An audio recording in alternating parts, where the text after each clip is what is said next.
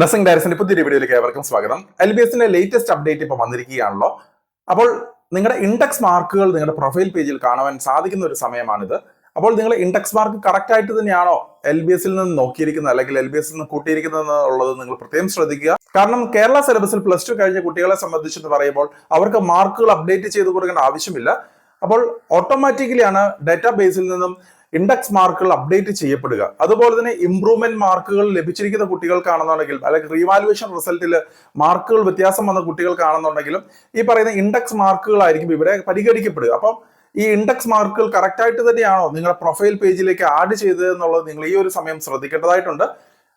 July മാസം 20-ാം തീയതി വരെ മാത്രമായിരിക്കും അതിന്റെ എന്തെങ്കിലും കറക്ഷൻസ് ഉണ്ടെങ്കിൽ ചെയ്യാൻ സാധിക്കുക.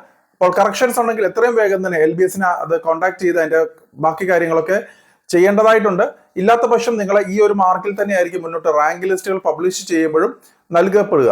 അപ്പോൾ റാങ്ക് ലിസ്റ്റുകൾ വൺസ് പബ്ലിഷ് ചെയ്ത് കഴിഞ്ഞതിന് ശേഷം നമുക്ക് യാതൊരു വിധ എഡിറ്റിങ്ങും മാർക്കിന്റെ കാര്യത്തിൽ നടത്താൻ സാധിക്കുകയില്ല.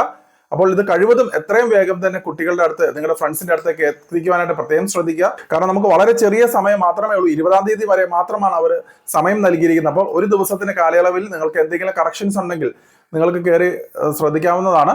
അപ്പോൾ നിങ്ങളുടെ പ്രൊഫൈൽ പേജ് നിങ്ങളുടെ മൊബൈൽ വഴിയാണെന്നെങ്കിൽ നിങ്ങൾ പ്രൊഫൈൽ പേജിൽ കയറി നിങ്ങളുടെ ഇൻഡെക്സ് മാർക്കുകൾ കറക്റ്റ് ആയിട്ട് തന്നെയാണോ അവിടെ രേഖപ്പെടുത്തിയിരിക്കുന്നത് എന്നുള്ളത് പ്രത്യേകമായിട്ട് ശ്രദ്ധിക്കുക.